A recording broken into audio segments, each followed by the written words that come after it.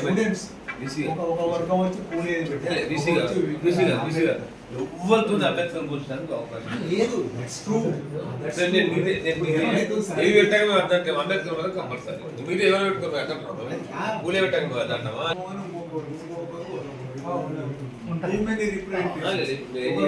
Telangana university Telangana తల్లి విగ్రహం ఎందుకు పెట్టరు అని ఒక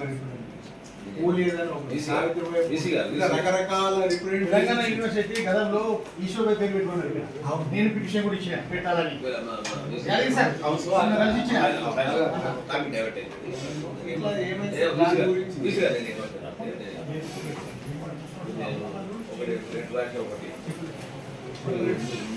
ఏం పెట్టాలంటే బీసీ మీటింగ్లో మీటింగ్ ఎవరు దేవసేన మేడం ఉంటుంది, యోగిత రాణా ఉంటుంది, సందీప్ కుమార్ సుల్తాన్ ఫైనాన్స్ నుంచి ఉంటారు, ముగ్గురు ఉంటారు. మిగతా నామినేటెడ్ మెంబర్స్ నేను ఏం చేస్తా అంటే నేను ముగ్గురు మాట్లాడతా. విషయం ఏంటంటే ఎస్సీ కంపెనీ పెట్టారు ఆర్ఎల్ లెటర్ రాసింది, కమిటీ లెటర్ వచ్చింది, తర్వాత ఫలానా డేటా చేసింది. సో పెట్టినాడు ఖచ్చితంగా రోజు చైర్మన్గా డైరెక్షన్ ఇచ్చింది, ఖచ్చితంగా అంబేద్కర్ ఏర్పాటు చేయాలని చెప్పి డైరెక్షన్ ఇచ్చి అవన్నీ కోడి మీటింగ్ పెట్టుకుంది. నేను మీటింగ్ మనం దీనికి ఇలా ఎప్పుడు మీటింగ్ అందా ఒకసారి మన శ్రీధర్ ఈ మీటింగ్లో కూడా మనం నాకు కలుపుతారు చేసాం. కమిటీ వీటిలో కలుపుకుంటారు, యువతన మేడం కలుపుతుంది, సందీప్ సుల్తానే కలుపుతాడు, ప్లస్ మన దేవసేన మేడం కలుపుతాడు. వీళ్ళకి కూడా ఒక లెటర్ మనం ప్రిపేర్ చేసి ఇవ్వాలి, రాసుకోండి ముగ్గురికి Devasena madam madam plus Sandeep Sultan ముగ్గురికి లెటర్లు తయారు చేసి వాళ్ళకు కూడా దీవులకు మనం అనుకున్నాం కదా ప్రమోషన్ ఇది కూడా సపరేట్ లెటర్ మనం చేసి నెక్స్ట్ వచ్చే ఈసీ మీటింగ్లో తప్పకుండా కన్సిడర్ చేయాలి మీరు అని చెప్పి చాలా లాంగ్ బ్యాక్ పెండింగ్ ఇది చూసుకొని పెట్టాలి. మేడం కండిషన్ గతంలో ఇచ్చింది ప్రీవియస్లో అదే ప్రకారం ఇవ్వాలని చెప్పి అట్లా రాబీ ఇస్తే ఇది ఉంటుంది. కరస్పాండెంట్ సురేష్ గారు నేను కొన్ని లెటర్ పంపాను అంబేద్కర్ రిజిస్ట్రార్ గారు వైస్ ఛాన్సలర్ ఆఫీసులో ఎండార్స్ చేశారు సార్. అది దాని మీద మీరు డెసిషన్ తీసుకుంటాను అన్నారు.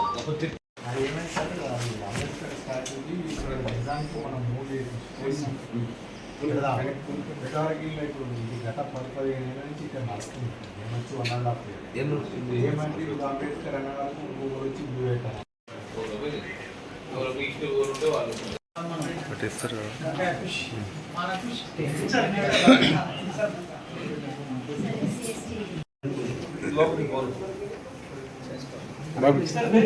చూడండి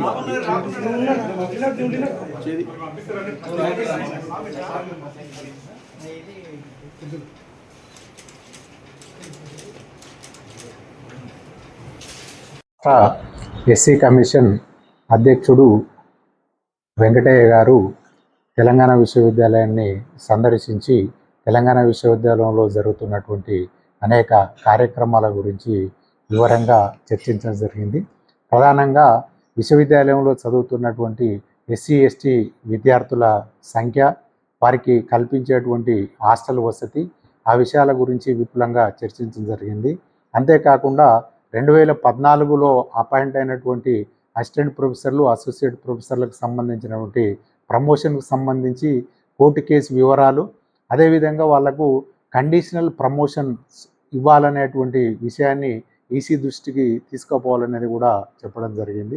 తెలంగాణ విశ్వవిద్యాలయంలో ఉన్నటువంటి 110 అనుబంధ కళాశాలల్లో నమోదైనటువంటి ఎస్సీ ఎస్టీ విద్యార్థుల సంఖ్య వివరాలు, అదేవిధంగా విశ్వవిద్యాలయంలో పనిచేస్తున్నటువంటి రెగ్యులర్ టీచర్సు, నాన్ టీచింగు మరియు అవుట్సోర్సింగ్ ఉద్యోగులలో ఎస్సీ ఎస్టీ ఉద్యోగుల శాతాన్ని కూడా వివరాలకు పూర్తిగా సేకరించడం జరిగింది. ఇవి ప్రధానంగా విశ్వవిద్యాలయంకు సంబంధించినటువంటి విషయాలు చైర్మన్ గారు మాతో చర్చించినటువంటి. ఈరోజు తెలంగాణ యూనివర్సిటీని విజిట్ చేయడం జరిగింది.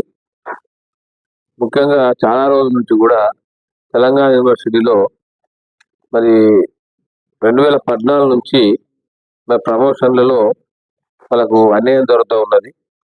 మరి ఆ ప్రమోషన్ తప్పకుండా అందరు రావాలి. మరి దాదాపు 12 సంవత్సరాల నుంచి దీర్ఘకాల సమస్యగా ప్రమోషన్ పెండింగ్ లో ఉన్నాయి. మరి వారికి తప్పకుండా కోర్టు అడ్డంకులు అన్ని కూడా అధిగమించి నెక్స్ట్ జరిగేటువంటి ఈసీ మీటింగ్ లో తప్పకుండా వాళ్ళకి ప్రమోషన్ ఇవ్వాలి. మరి ఎందుకంటే కండిషన్ ప్రమోషన్ కూడా ఇవ్వాల్సిన అవసరం ఉంటుంది.